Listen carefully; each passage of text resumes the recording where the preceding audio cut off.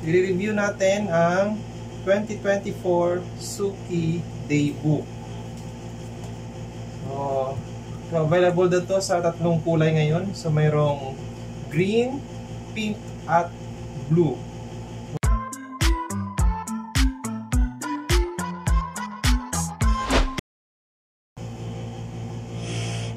Good evening mga Kadusang family. So, mga fam, magkaroon muna tayo ng information video. Magre-review tayo ng inabangan ng karamihan dito sa Mercury. So, ano mayroon ngayon sa Suki Daybook ng Mercury. So last year, ito ang kanilang pinamigay. So napaganda ng design nila, cover pala nila, yung 2023 cover ng Daybook. So ngayon i-review natin ngayon ang 2024 Suki Daybook ng Mercury. Ano ang itsura ngayon ng Daybook ng 2024? Tara! So kumpara dun sa last year, mas makapal na ngayon ang Daybook ng Mercury. So iba naman design, naka fully covered siya, unlike before na makikita agad ang design. So napakaganda ng 2023 ano. I-review natin ang 2024 Suki Daybook. So available dito sa tatlong kulay ngayon. So mayroong green, pink, at blue. So meron tayong green at pink ngayon. So itong itsura niya. So sa labas. So colorful ang labas ano. So very ano kaya mayroon sa loob.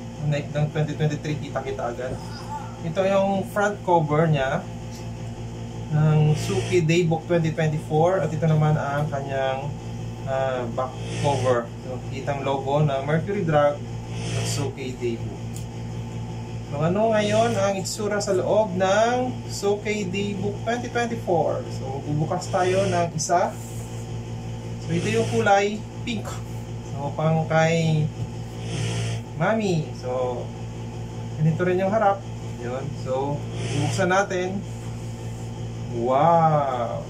Reimagine. Hindi ko na alam kung ito rin ang itsura ng dalawang kulay pa. Pero ang ganda ng pagka cover na black back cover sa front cover, ang ganda.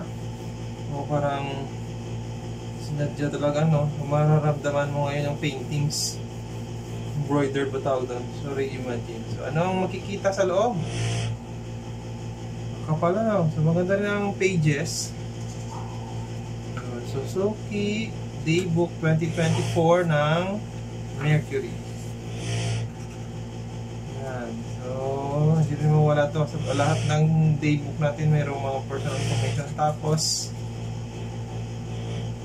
2024 daw, it's going to be a year of packed with changes and opportunities. So mayroon silang introduction words rito. Tapos may calendar ng 2024, tapos yung 2023 before, sa 2025 as reference. Tapos yung holidays pa ng 2024. So simula January 1 hanggang December 31 ay naka-indicate po rito. Of course, journal per month, January to December syempre. Yan. Then, ito na yung pwede natin gamitin pang day to day na pwede yung gawing inyong ordinary notebook sa work or diary nyo. O, ang ganda ng papel. Yun. Yung kapal siya, yun. Yun lang naka-indicate ng pages. Pero yan. Tapos, in between, meron po siya ng mga graphics. What's filling your efficient cup? Marami siyang pages. Tapos, yan yung mga graphics in between po doon sa breaking self-imposed limits. So, in between lang. So, sa dulo, so naka-indicate ito yung branches ng Mercury Drug.